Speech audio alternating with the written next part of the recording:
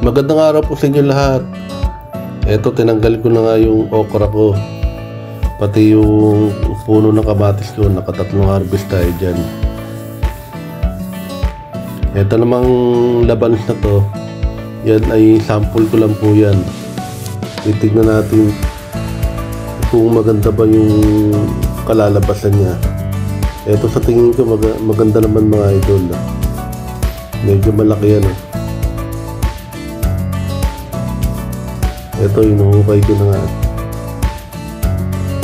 Dahil baka maputol din. Mukhang malaki yung ilalim niya. Bali, tinambakan ko po yan. Kung nakikita nyo mga idol, yung aking timpla ng lupa ay buwaghag kasi may buhangin po yan.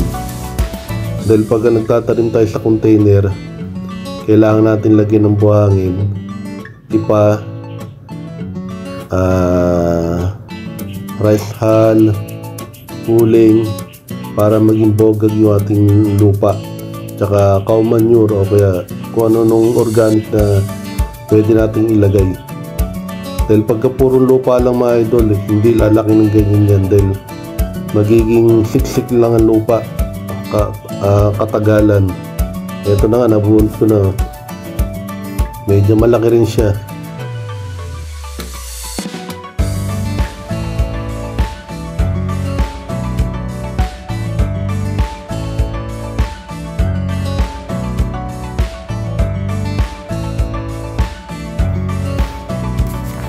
Yan, sa tingin ko maganda na may lupang tinaniman natin. Okay naman, mahaba. Hindi nga lang diretso. Ito na nga. Hugasan natin para makita natin kung maputi ba o talagang ganyan yung kulay niya.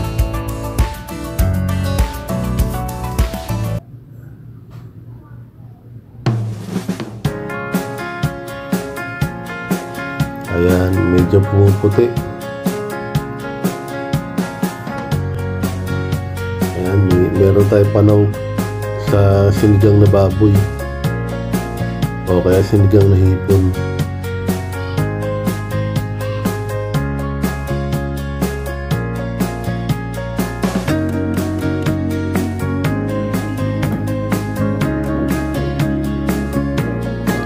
Bali, ang ano po niya mga idol,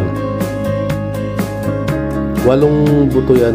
Yung iba na bulok dahil siguro matagal na nakaimbak din sa bahay yan. Natagalan na ano tawag doon, binukbok na. Kaya yan lang pinabuhay.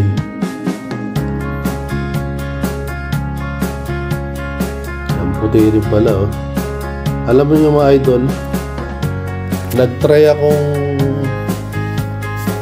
maglagay ng dahon ng laban sa sinigang. Masarap siya. Parang kahalin tulad din siya ng pechay. Try nyo minsan mga idol yung sariwang dahon ng labanos. Masarap siya. Ito, natry ko namang putulin yung dulo. Itatanim natin. Itatry natin kung tutubo pa siya. Pagka tumubo, hindi maganda. At kung magkakaroon ng buto, ayan, dyan tayo kukuha ng pananim.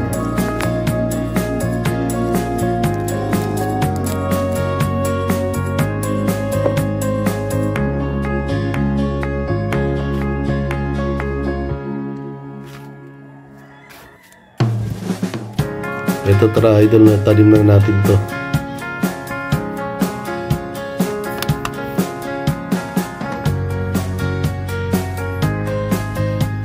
Ayan.